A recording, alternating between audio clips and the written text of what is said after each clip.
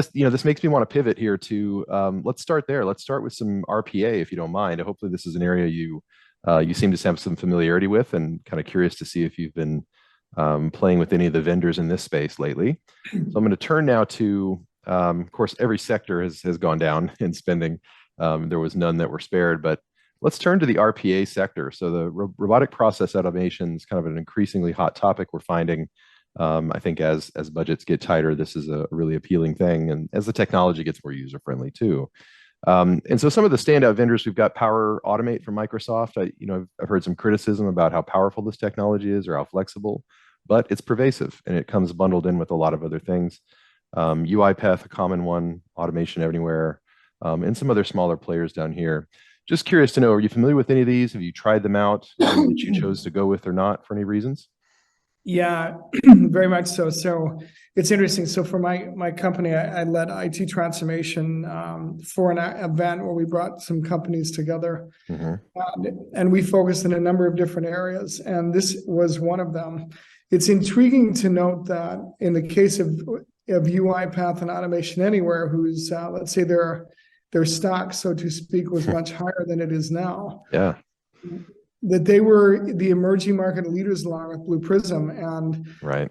Microsoft Power Automate kind of came out of nowhere and has become a dominant force. It happens within our company that we use, we've evaluated all four that you've indicated here, but the solution that we chose was Power Automate, and that's what we're using to really to get rid of mundane transactions or interactions, specifically in the area of finance, customer service, and so forth. Yeah, perfect. So yeah, this is probably one of the more stark graphs that I've seen, where you have these kind of top four players and three of them are headed downward. Down on this y-axis is spending intention. So we're seeing big drops from 70-ish% a couple survey cycles ago, now down to 20%, right? So that's a net between our net score is the positive spending intentions minus the negative, essentially, and leaving kind of where that is. So still positive, but a big drop for Automation Anywhere and UiPath and Blue Prism. But then here's Power Automate. Increasing on the x-axis here, it's getting more pervasive. So more and more organizations are using it, very, very high, above 50% now having Power Automate to some degree in their organization, with a very high positive net score of around 60%. So it is pretty remarkable, and a lot of the tutorials and kind of tips you'll find in a YouTube video for how to make the most of Power Automate will talk about customer service examples, financials examples, reading forms in an automated way, that kind of thing. So it's made itself out to be sort of tailored to exactly those use cases. What do you make of some of the criticism about, or whatever you're going to jump into? I didn't mean to cut you off, but there has been some criticism. It's not as flexible or powerful, but definitely user friendly. So just kind of curious to get your additional thoughts on that. Yeah, I guess I would say this. I mean, when you buy Microsoft anything, you tend to let's say get best of suite, as it's known, which means that you're getting a couple of powerful applications, then everything else is good enough. I would put Power Automate in the good enough but rapidly getting better category. Because here's the question: do you go and spend the money on a UiPath or an Automation Anywhere, which both tend to be more pricey apps than Power Automate, if Power Automate can solve for 95-97% of your use cases? And I think that's really the driver. It may have some limitations, but by and large, it pays for itself, and the user-friendly piece is critically important as you roll it out. I mean, our objective and thesis, if you will, with Power Automate is to simply become train the trainers, where we're training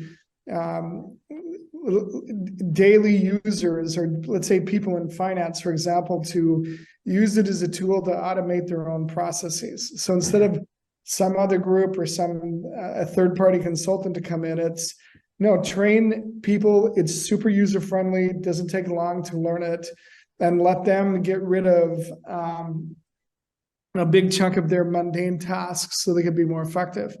Mhm. That's one reason why I think it's been quite successful is because of that model. I think the Mhm. other thing is coming back to origins. This is a fast changing space, Mhm. and I do wonder about like Automation Anywhere being part of IBM's digital business automation platform, if that's worked against them Mhm. because it's added too much overhead, if you will, and weight and cost. Mhm. Yeah, yeah, exactly. Yeah, you're dinging into right some of the comments we hear fairly often about Power BI, or excuse me, Power Automate, and the whole Microsoft suite. I like the phrase you use, best in suite, as opposed to, I guess, best in class. Sort of, does it do enough, and is it okay to just get the other pieces that come with it if it solves for most of your use cases? And that's kind of, it seems to be their strategy. Power BI, if you flash back to, I don't know, mid 2010s, it was not a very powerful tool when you compared it to Tableau and the like, but then kind of quickly overtook it all. And I think we're seeing the same thing with Power or Azure Purview, right? The data cataloging tool is kind of not very good, but it's getting better. So this is kind of Microsoft plants a flag and says, we do this now. And we'll bundle it in or make it easy for you to use, or user friendly. And then they quickly kind of invest and take over. And we've seen that kind of across the board. Teams, there's a Yeah. bunch of these examples. Yeah, Teams versus Zoom. We're in the middle of that right now, or even cybersecurity capabilities. Mhm. They're establishing themselves as a real force.